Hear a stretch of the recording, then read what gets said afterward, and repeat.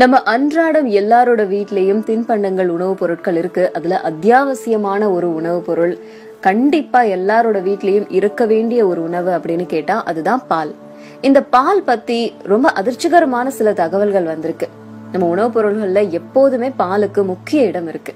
உணவு சாப்பிடுறதை விட பால் குடிக்கிறதுக்கு அதிக முக்கியத்துவம் கொடுக்கறதும் அதிகம்தான். பால்ல சத்துக்கள் அதிகம். அது ஒரு சர்வரோக நிவாரணி அப்படிங்கிற ரீதியில தான் பால் நமக்கெல்லாம் அறிமுகமா ஆச்சு. பால் குறித்து நிலவர தவறான கருத்துக்களும் உங்களை அதிர்ச்சிக்குள்ளாக்குற சில உண்மைகளும் இங்கே கொடுக்கப்பட்டிருக்கு. அதுதான் பால்ல protein, calcium, vitamin, potassium, magnesium இந்த மாதிரியான சத்துக்கள்ல நிறைஞ்சிருக்கு.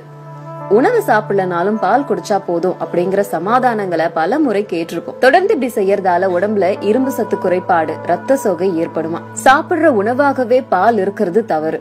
காலையில சரிவிகித உணவு அவசியம். பால் குடிச்சா எல்லா சத்துக்களும் கிடைத்திரும் அப்படின்னு காலையில ஒரு டம்ளர் பால் குடிச்சிட்டு போக சொல்லுவாங்க. பின் நாட்கள்ல பல்வேறு உடல் உபாதைகளை சந்திப்பாங்க. காலை உணவு, அதாவது இந்த பிரேக்ஃபாஸ்ட்ல கார்போஹைட்ரேட், புரோட்டீன்ஸ் இதெல்லாம் நிச்சயமா இடம் பெற்றிருக்கணும். நீண்ட நேரம் இடைவெளிக்கு பிறகு மூளைக்கு குளுக்கோஸ் தேவைப்படும். அதனால வெறும் பாலை மட்டும் காலை உணவா எடுத்துக்கிட்டோம் அப்படின்னா அதனால நமக்கு உபாதைகள் தான் ஏற்படும். பால் குடிச்சா கால்சியம் சத்து அதிகமா கிடைக்கும் அப்படிங்கிற எண்ணத்தை முதல்ல கைவிடணும். பால் குடிச்சா கால்சியம் சத்து அதிகமா கிடைக்கும் அப்படிங்கிற எண்ணத்தை முதல்ல கைவிடணும். பாலை விட ராகி, ராஜ்மா, சோயாபீன்ஸ் இதுலலாம் பன்மடங்கு அதிகமான கால்சியம் சத்துக்கள் இருக்கு. கால்சியம் சத்து கிடைக்கிறதுக்கான ஒரே வழி பால் மட்டும்தான் அப்படின்னு இருக்கிற ஒரு தவறான புரிதலை கைவிடணும். என்னதான் கால்சியம் வேணும் அப்படின்னு சத்து நிறைந்த உணவுப் பொருளை எடுத்துக்கிட்டாலும் அதை ஈர்த்து உடம்புல கால்சிய சத்தை சேர்க்கிற விட்டமின் டி அவசியம். விட்டமின் டி சத்து இருந்தாதான் நம்ம எடுக்கிற கால்சியம் சரியா உடம்புல சத்தா போய் சேரும். பால் குடிச்சா எலும்புக்கு வலு சேர்க்கும் அப்படின்னு சொல்லுவாங்க. அது உண்மை கிடையாது.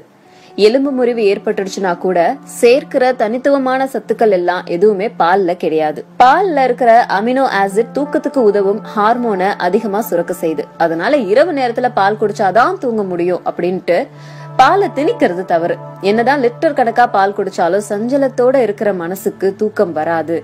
நிம்மதியான தூக்கத்துக்கு அமைதியா அலைப்பாயாத மனம் இருந்தாலே போதும். பால் நல்லதுதான், ஆனா பால் மட்டுமே நல்லது அப்படின்னு சொல்றதுதான் தவறு.